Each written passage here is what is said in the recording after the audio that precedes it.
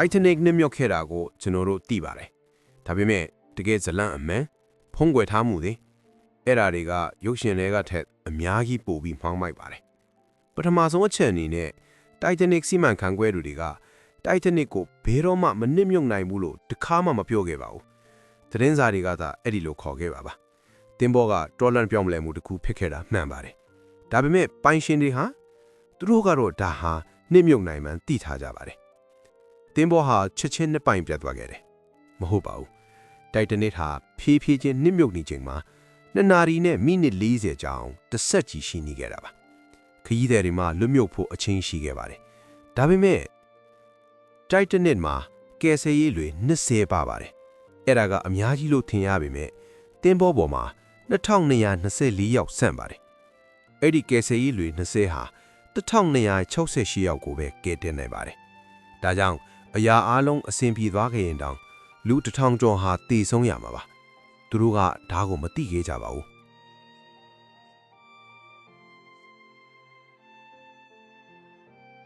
ဒီမှာဘာဖြစ်ခဲ့တယ်လဲဆိုတော့တင်မောဟာမနက်2:20မှာရေခဲတောင်ကိုတိုက်မိခဲ့ပါတယ်ခရီးသည်တွေဟာချက်ချင်းမထွက်ခွာခဲ့ကြပါဘူးဘာကြောင့်လဲဘာလို့လဲဆိုတော့တင်မောကမတ်ရှိနေတယ်လို့ပါ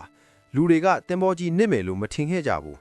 အေးဆက်နေတဲ့အတ္တလန်တစ်သမုဒ္ဒရာတွေကလီငယ်လေးလူပေါ်မှာထက်ဒီတင်မောကြီးပေါ်မှာပဲနေတာကပိုဘေးကဲမယ်လို့ထင်ခဲ့ကြတာပါ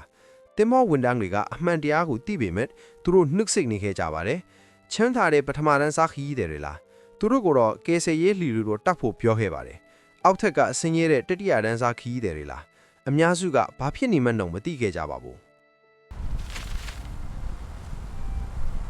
နှစ်မြုပ်ပြီးနောက်မှစုံစမ်းစစ်ဆေးရေးကအရှင်ကိုပဲအဖြစ်တင်ခဲ့တယ်ရေခဲကိုပဲအဖြစ်တင်တယ်ကယ်ဆယ်ရေးလှီတွေကိုပဲအဖြစ်တင်တယ်ဒါပေမဲ့တာဝန်ရှိသူတွေကိုတော့အပြစ်မတင်ခဲ့ကြပါဘူး White Star Line ဟာခရီးသည်တွေပိုတင်နိုင်လေပတ်စံပိုရလေပါပဲခရီးသည်ပိုများလေလက်မှတ်ရောင်းရငွေပိုများလေပါပဲ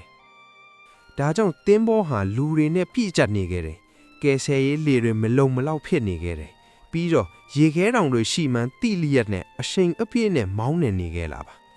အဲ့ဒါဟာမတော်တဆမှုမဟုတ်ပါဘူးအဲ့ဒါဟာရွေးချယ်မှုတစ်ခုပါ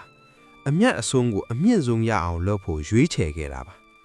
ပထမတန်းစားအသက်ရှင်နှုန်း62ရာခိုင်နှုန်းတတိယတန်းစားအသက်ရှင်နှုန်း25ရာခိုင်နှုန်းတိုက်တနစ်ဟာရေခဲတောင်ကြောင့်ဖြစ်ခဲ့တာမဟုတ်ပါဘူး